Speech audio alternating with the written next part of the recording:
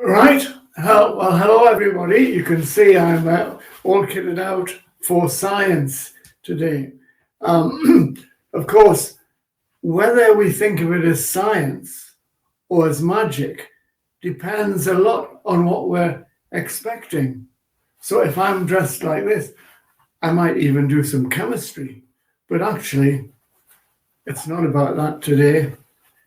It's about, if I can get this off.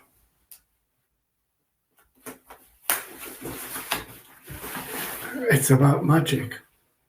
So if I came wearing this, you'd imagine magic, but it's magic and Christmas. We're trying to show some experiments that you can use for Christmas.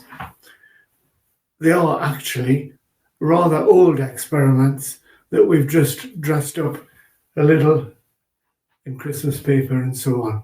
But if you do that yourself in your school, you can make a lot more fun of the next few weeks.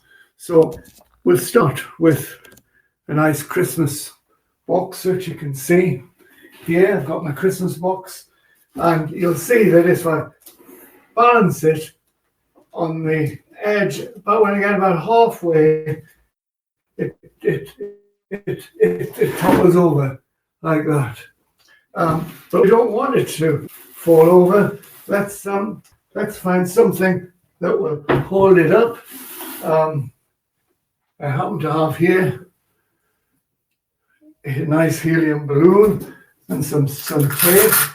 So we'll stick the tape on the side of the box. You see the balloon? I'll just pull the balloon down so we can see it a bit more. Fix it on the side of the box, and let's put it around, and we'll see if this will hold the box up halfway. Oh, it's doing well. Bit more. My goodness. See, that's right. Over the edge, no strings. How's that happening? Let's see. We can just sort of play around with this. You can discuss forces and so on. What will happen if I cut the string? Will the box fall over?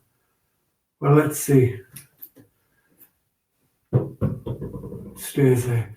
So how does that work? Well, you might have guessed that inside the box I've got some tins,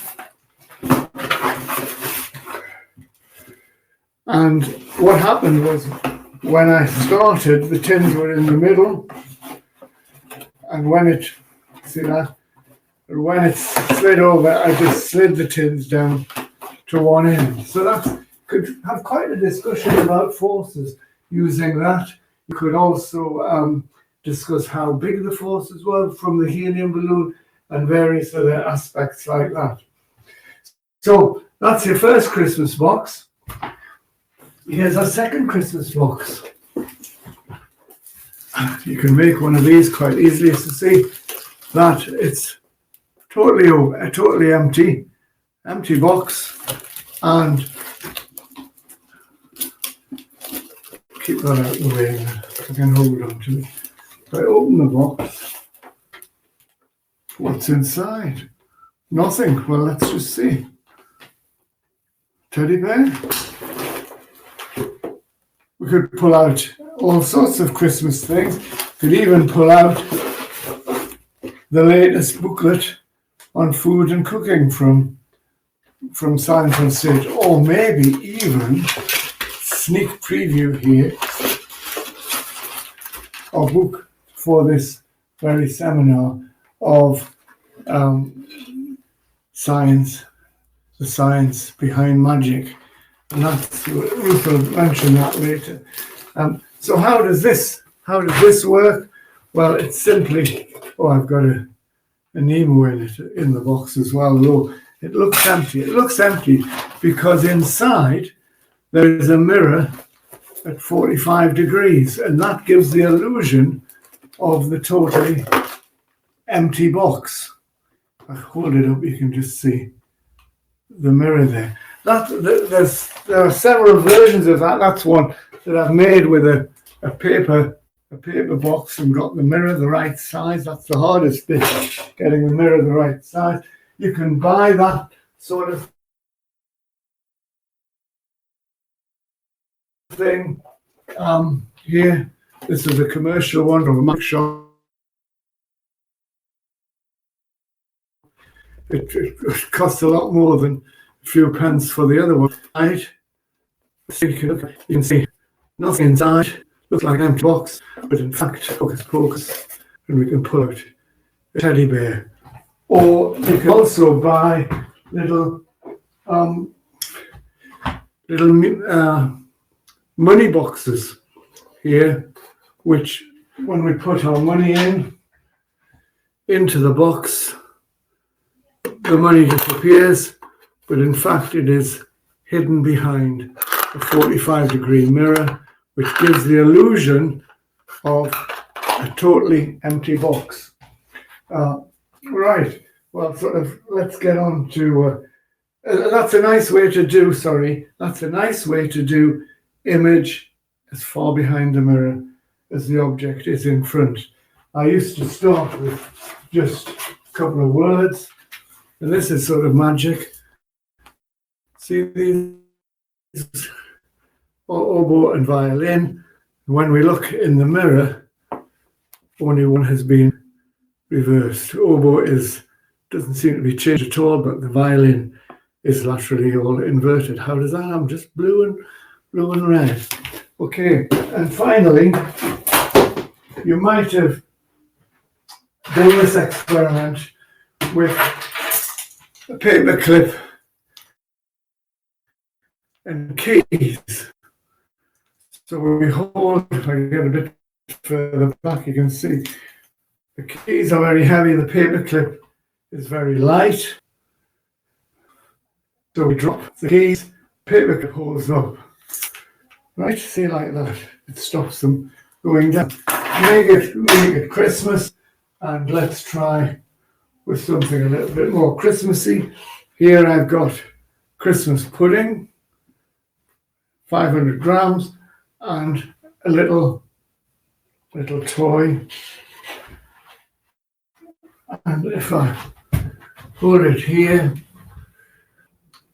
the toy wraps around when it goes around. That's to do with moment of inertia and so on, and it holds the Christmas pudding.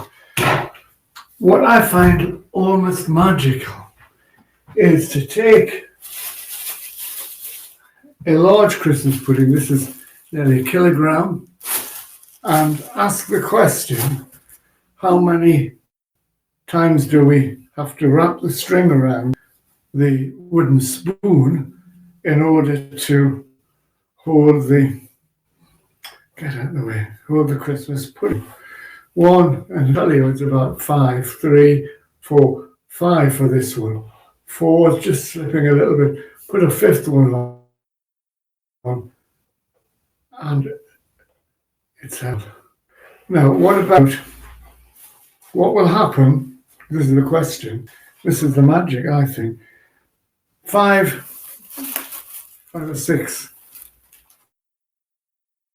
turns to hold the pudding. If I take the second Christmas pudding, so nearly up to 2 kilograms of Christmas pudding, put that in the bag.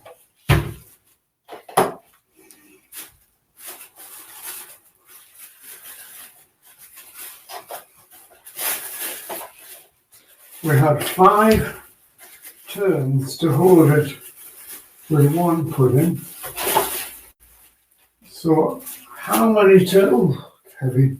That's really quite heavy. How many turns will we now need for this one to lift it up? We can discuss that.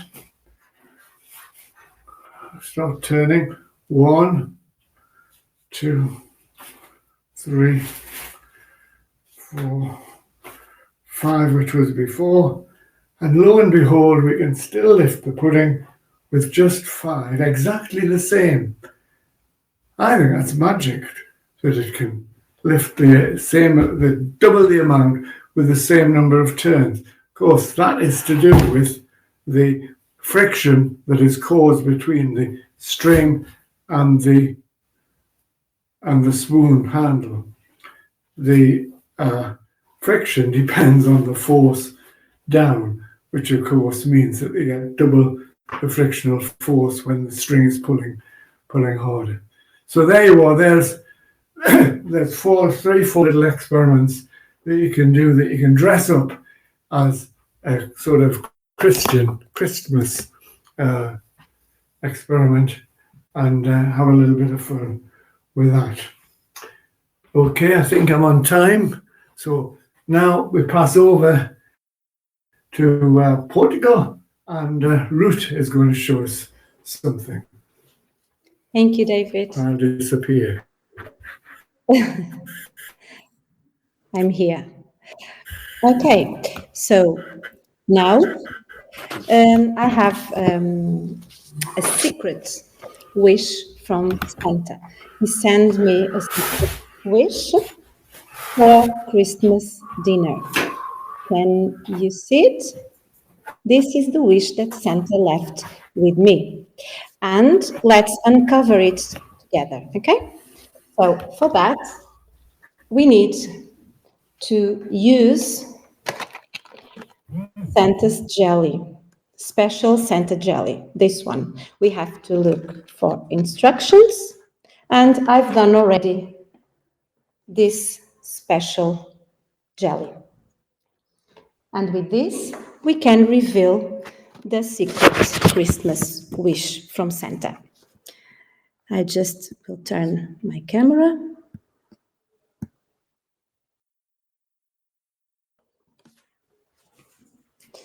So let's see. This is the secret wish. And with the secret jelly,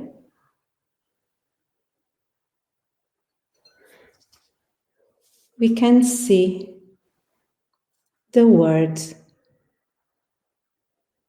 peace. This is Santa Claus' wish for everyone, peace. With this activity, we can talk about lights, we can talk about colors, and we can talk about the properties of light. And we use this jelly, it's a red jelly, that will filter the blue color. So what I've done, I just write a word peace with a blue pencil, and then I use the red, the orange, and the yellow to scribble around, and then use the jelly to filter, and everything I have written with red, with yellow and orange looks red, like the white paper. And what I wrote with the blue pencil, I will see black. And you can ask kids, and if we use a different color for jelly, like if we use a green or a yellow or a blue jelly, what will happen? So this you can try with your kids. And then another magic trick. Santa Claus sent us a very special message today, our second message. And the message just arrived, beautiful wrapped. So should I open it? Yeah? Okay, so let's see what we have here.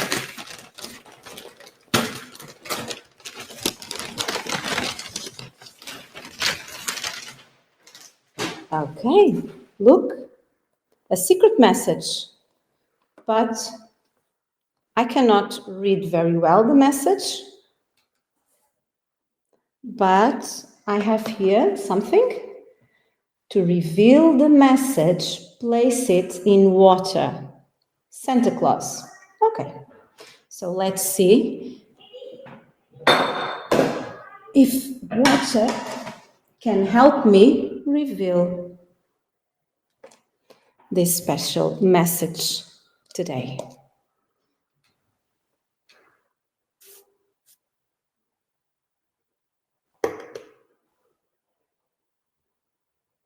And the message is, be kind. So Santa's magic never fails. This activity you can do with your kids using just water and 2 cups, 2 plastic cups. In 1 cup, you write what you want to see, and in the other one, something that will, how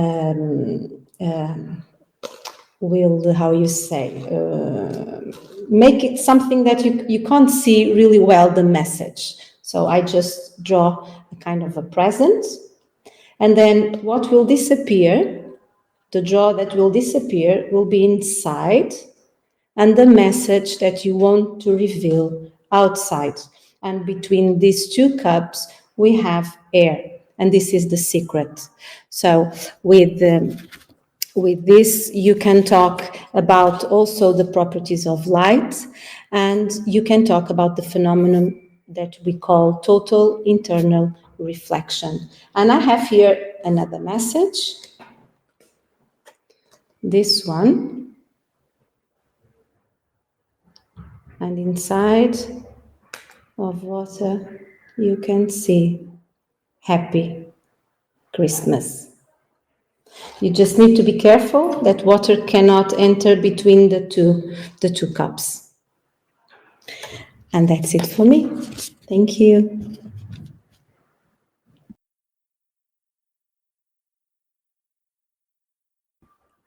I think I will pass to Adrian.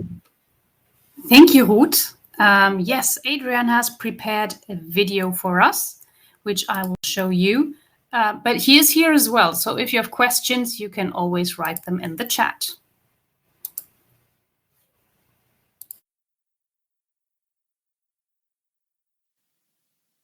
This is a science demonstration involving 3 coloured liquids. I'm going to put some water with some blue food dye into this measuring cylinder.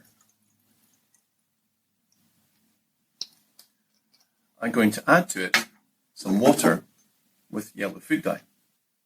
I want you to predict what's going to happen when I add water with yellow food dye to the water with blue food dye. And if you ask a class of students, you will see the yellow and the blue mixed to give a green colour. And that makes sense, because when we mix paints together, such as blue paint and yellow paint, we will get green paint if you do that on a palette. What would happen if I added some milk to it? Well, if we add milk to this, we don't really change the colour. The water is still green, but we get a cloudy solution being produced. Okay, that's not spectacular in itself. What I'm going to do is I'm going to repeat this, but this time I'm going to cover the tube. So this is water with the blue food dye again. And this time I'm going to use a magic wand a bit later on. So to the measuring cylinder, I'm going to add some yellow dye.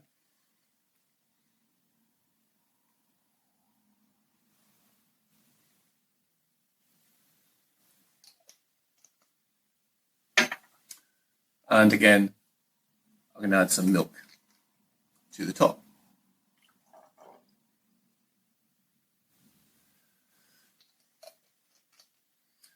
Now, apart from covering the tube, the difference with this experiment is I'm going to use my trusty magic wand.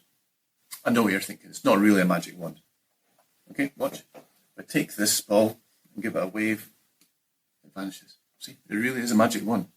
And if I wave this magic wand over the liquids, something interesting should happen. You can see that we have the blue at the bottom, the yellow liquid in the middle, and the yellow liquid has risen to the top. Stop. This is the explanation for the mysterious liquid separation. For the first part of the trick, I have 3 liquids. This has got water with blue food dye added, this has got water with yellow dye added, and this is milk, which has been diluted 1-to-1 with water. So in this milk, half of this is water, half of this is milk. To the measuring cylinder, I do pretty much what I say. I add blue food dye in water to the measuring cylinder. Then to that, I add some water with yellow food dye to give me this green colour. Now you need to make sure that the yellow food dye is reasonably concentrated, otherwise you might not get such a visible colour change, and you might only get a slightly different shade of blue. And then finally, I add the milk. And if you ask students, they will generally predict what's going to happen. That the blue and the yellow dye mix to produce green, and you'll get a sort of opaque, cloudy solution when you add the milk. So that's the visible part. Now the second part involves slightly different chemicals involved. So I do say that this has got water plus blue food dye, but what I don't say is there's also sugar dissolved in there too to make this extremely dense. So there's about a kilogram, the ratio of is about a kilogram of sugar to 500 mils of water, and this is normally heated to about 100 degrees to dissolve all the sugar. And when I do this, I always have the sort of blue syrup, if you like, pre-prepared, because the pupils will notice this is thicker. I remember doing this for the very first time, and the pupils immediately noticed that this was thicker than the blue food dye. So I always have this pre-prepared with the blue sugar syrup, if you like, in the cylinder at the very start of the demo. I also like to put in with a measuring cylinder so you don't get sugar syrup sticking to the edges of the measuring cylinder too. Right, the second part involves the addition of the yellow liquid. Now this yellow liquid is not water plus yellow food dye. This is white spirit, which has been dyed yellow with turmeric or other oil-soluble food dye. So this means that when I add this, this is not going to mix with the water for a couple of reasons. One, it's less dense than the sugar syrup, I should say, because this will have a density of about 1.3 grams per centimetres cubed. This has got a density of about 0.8, I would say, grams per centimetres cubed. It's also an oil, so it doesn't mix with the water. You can say this is a non-polar liquid, this is a polar liquid, and polar and non-polar liquids do not mix, which is why oil and water don't mix. So when I add the oil to this, you can see that the oil rises to the top. One, because it doesn't mix with the water, and two, is less dense than the water. And we say it's immiscible if non-polar and polar substances don't mix. Finally, we add the milk. The milk is still milk that's been diluted 1-to-1 with water. This will have a density of about 1 gram per centimetre. And if I pour this in here, you can see that the oil will rise to the milk. Now, this will take maybe half a minute or so. So this gives you time to, and remember, when you're doing this, this is covered. The students don't see this. So this gives it time for the oil to rise to the top. So what you can do is you can find a student in your class and give them the magic wand and get them to make magic words and so on. And then by the time that's happened and you've said what you're going to say, you can take this out and you've got the separation of the three liquids. You're forming, if you like, a density tower. So there's a lot of good science in here. You've got density, you've got polar and non-polar liquids not mixing, and you've got three liquids of different densities. You've got sugar syrup with a density of 1.3 centimetres cubed. This milk's got a density of about 1 centimetre, this is a density of 1 gram per centimetre. 1.3 grams per centimetre, I should say. This has got a density of 1 gram per centimetre cubed, and this has got a density of about 0.8 grams per centimetre cubed. So this is a nice demonstration of density.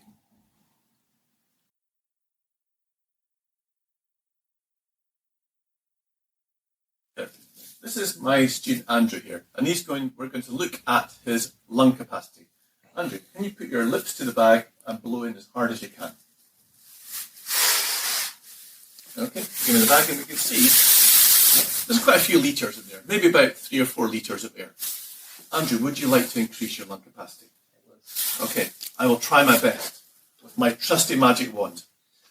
If magic is there, give Andrew more air. Let's see if this works. Okay, this is what I'd like you to do, Andrew. Is hold the end here again, and then loosen this up a little bit, and then hold this to your mouth, and then breathe into the middle of the bag as hard as you can. Go. And it looks as if we've increased his lung capacity. How magic is that? Go. This is the explanation for the magical increase in lung capacity. This, it's often known as the Bernoulli bag. This is a nappy sack holder that you can get online from Amazon. And I've tied a knot at the end. And basically the idea is that when you blow into a bag like this, our lung capacity is about 5 or 6 litres, but the average person will probably put about 2, 3, 4 litres in here. Okay. So the second time I repeat it with a student, I get this nice and loose. And what I do is I get the student not to put their lips to the bag, but I get them to blow into the bag without touching it. And the idea is that this happens,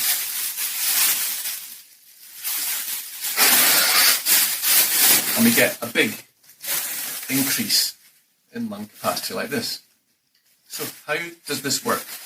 Well, the Bernoulli principle is that when you blow into a bag like this, and low pressure is created. And what happens is the high pressure outside in the atmosphere moves into the bag as I blow into the bag. So basically what's happening is when I blow into the bag like this, air from the outside rushes in with it to fill up the bag and give a much bigger increase in lung capacity. So this is a really nice experiment to do with students if we talk about lung capacity or pressure. And it's nice and visual. I hope you enjoy it.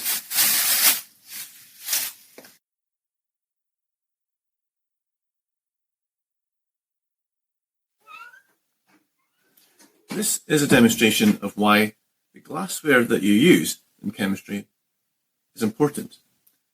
I'm going to pour some water into the beaker, and I'm going to pour this water from the beaker into the beaker. When you pour water from one beaker to another, nothing happens. It's much better to pour liquids from a beaker into a conical flask. Because in a conical flask, you get interesting things happening, such as colour changes. However, never pour liquid from a conical flask into a beaker, because if you do that, you lose the colour. Okay. This is the explanation for the colour changing liquids. This requires some setup at the beginning, so there's nothing in this beaker. I'm going to pour some water into here. You can drink out this bottle of water to show it's normal water if you want to. But in this beaker, I've secretly got an alkali, which is some 1 molar sodium hydroxide. So I put a few drops of alkali in here, but most students will not see that at the bottom, especially if I swirl it around a little bit. Then we've got phenolphthalein pH indicator. That's a clear solution that goes at the bottom of the conical flask. And I'm also going to add a few drops of 1 mole per litre sulfuric acid. So this is all unseen to the people watching the demonstration. And you can make up your own story for this, but my story is a bit silly. It's the fact that if I pour liquid into a beaker, nothing happens. Now, pouring the water into this beaker that has already got drops of sodium hydroxide solution means that I've got a dilute solution of alkali present. This is phenolphthalein pH indicator. It is colorless in the presence of an acid or a neutral substance. However, when you add an alkali to the phenolphthalein indicator, we get a nice pink color being formed. This indicator is used for acid-base titrations that we use to see the endpoint as well. But it's also a nice indicator that is colorless in the presence of acid or neutral, but pink in the presence of alkali. So when I add this alkali solution containing phenolphthalein pH indicator to acid will neutralize the alkali and the color of the pH indicator will disappear. And it looks quite mysterious as the pink color hits the solution and turns into a clear liquid. So that is the color changing liquid explanation.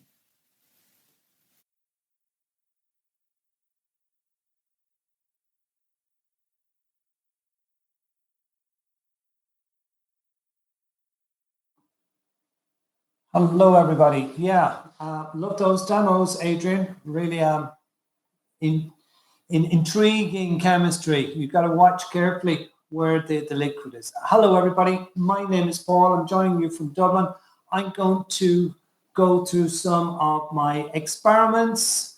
They look like magic, but really you will see that they're not. And I've tried to make a Christmas theme. So many of you will be using these Christmas beads, if you haven't already got them on your tree, and don't put them away because you can do a very nice experiment. I've just put them into a glass and I'm going to let them fall out.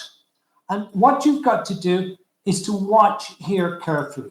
Okay, just watch here carefully. Okay, so I'm going to do it. It's going to happen quite quickly, and I'm going to count you down. 3, 2, 1. Watch. Can you see that they jumped right out of the glass? And the higher up you hold it, the better.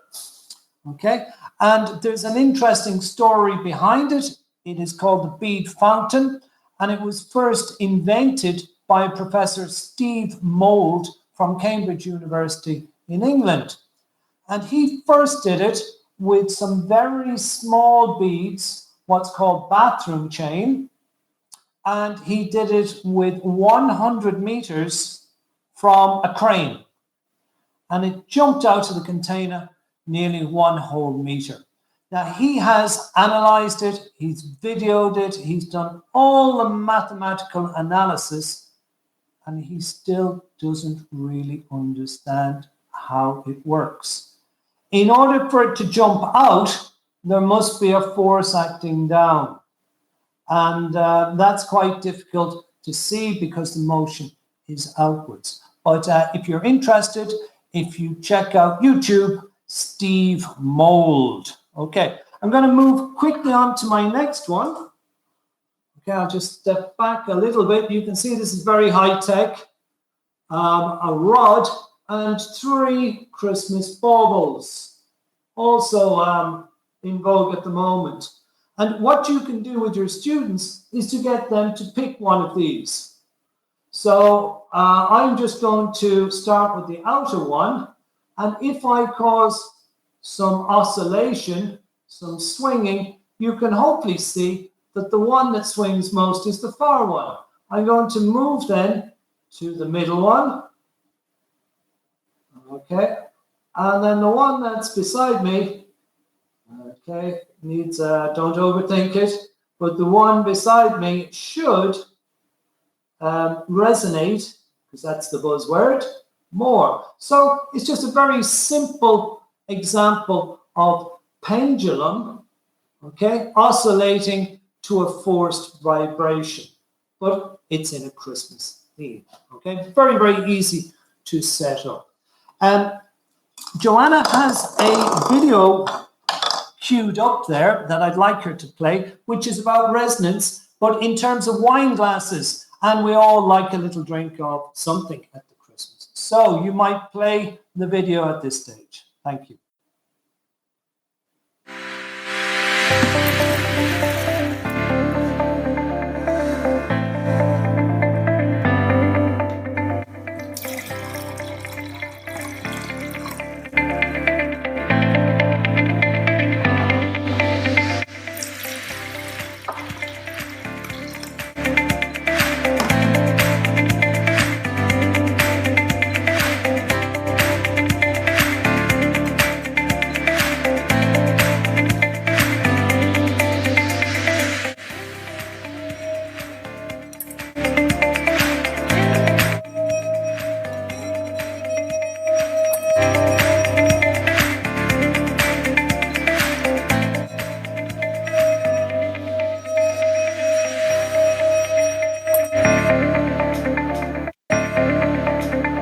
Okay, thank you. So that's a video. I think most of us know the trick of causing the glass to vibrate. But if you have another exact same one beside it, there will be a transfer of energy. And I'd like to thank my student Amy some years ago who made that video when we were all locked down, if you remember that.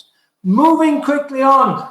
If we're going to have a bird in the oven, we might use some aluminium foil, sometimes referred to as tin foil, but it is really aluminium foil.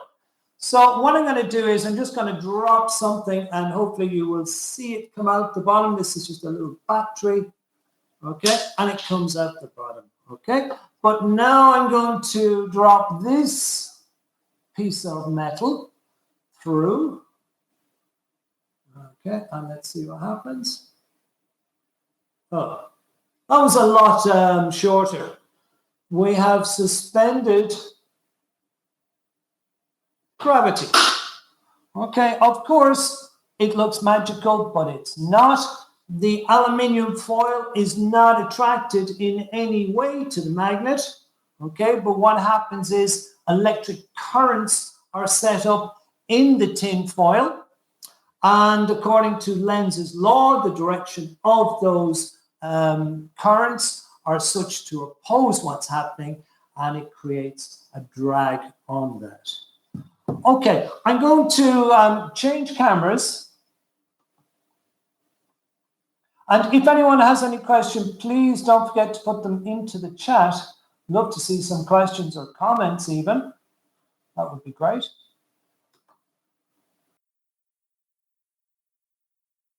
All right. Okay, so I'm going to talk about presents.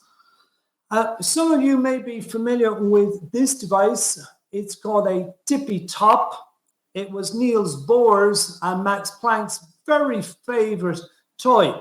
And when you rotate it at a certain speed, it will invert. Now, usually when you do this on a table, it may fall off. I've got it on this tray. Okay, and I'm not doing very, very well with it, okay, because it's all about getting the friction right, okay? And the other thing that some of you may have seen done, this is, okay, I know I'm in the wrong season, but this is a Cadbury's cream egg. If you spin it fast, it will go up onto its narrow edge. Okay, once again, I'm not doing that very well. This is a metal version, which is very similar. You need to spin it quite quickly. But guess what? I got a nice present recently. It's this device. It's a turntable. Inside, underneath this platform, there's a magnet which induces current into these devices, into the egg and the tippy top, and causes them to spin.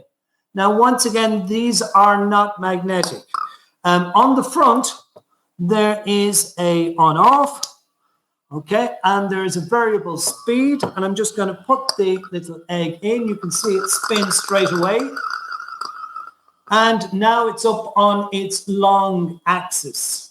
So no flapping around trying to get the right spin, it falling around the place. It's quite stable there. I will post a link into the chat of where you can purchase this, but there probably are other places. And you can see it's quite stable and quite an elegant thing, I think. Let's put in the tippy top. Once again, takes no energy from me. Just pop it in. Okay, let's make sure it should invert. Okay, now put it in. It's inverting on the table. Okay, now it's starting to wobble. The axis is dropping. All about the friction. Okay, that I was doing this earlier. Yes, there we go. We have inversion. And once it's inverted, it will stay like that. It's quite stable. It'll stay in the inverted. So that's one toy I wanted to show you that I thought you might like Santa to bring to you. I'm just going to push that away and show you something else. Some of you may have seen these floating globes,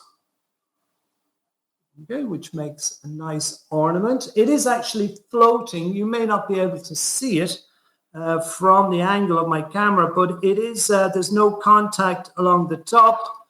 What's happening there is there's an electromagnet, and the weight of the Earth, the globe, is such that the two are balanced. But that's quite nice. And this will rotate as well. So we can have day and night if you so wish. But somebody bought me this recently, which I think is quite exquisite. I'm trying to move it into shot without it falling. And as well as this bulb levitating, it's also lighting, because the current is being induced into the bulb, and it is such to actually cause the filament to glow. If I lift it up, you can see straight away it actually goes out. If I move it down, it lights. Okay, and it's not too difficult to balance it. It's probably easier than the globe. Okay, so that's me done.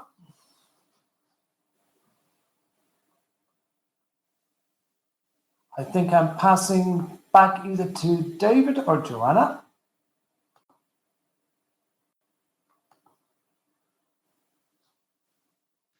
Well, here we are with our bowl and with our water.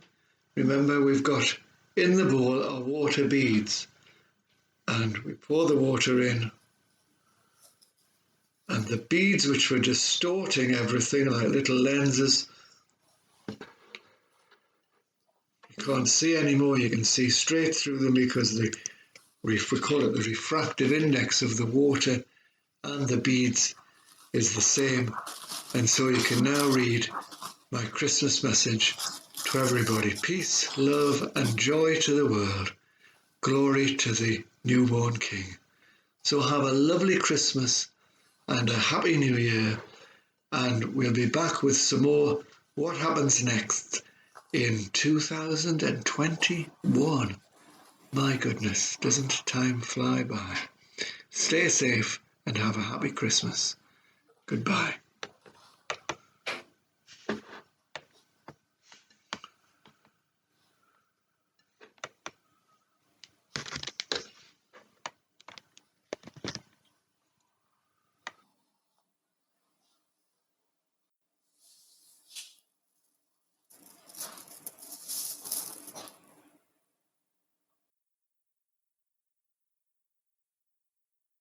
Hear me? Oops. Yeah. Just hold on a second. So I've got my Christmas hat now. Those beads are, I've got them in the cup here.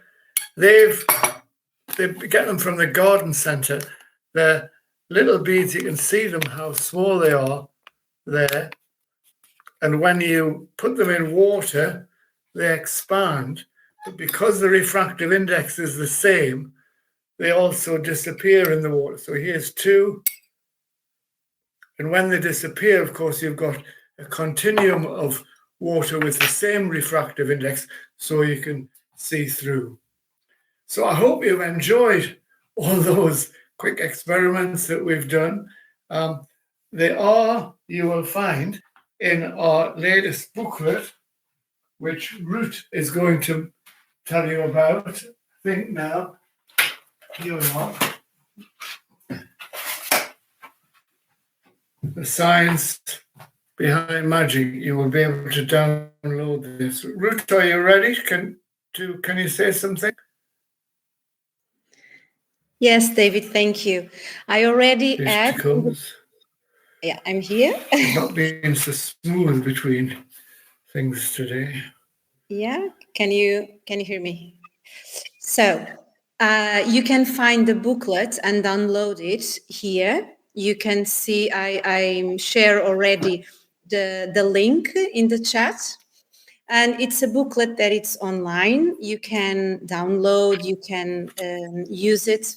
You have all the experiments that I think almost all of them are in the booklet. We have more than 50 magic tricks with a link for the videos, explaining the trick, how you can perform, and the science behind. So all the explanations. When I was presenting this one, I didn't explain everything about it because I would love that you look the booklet and find the answer there.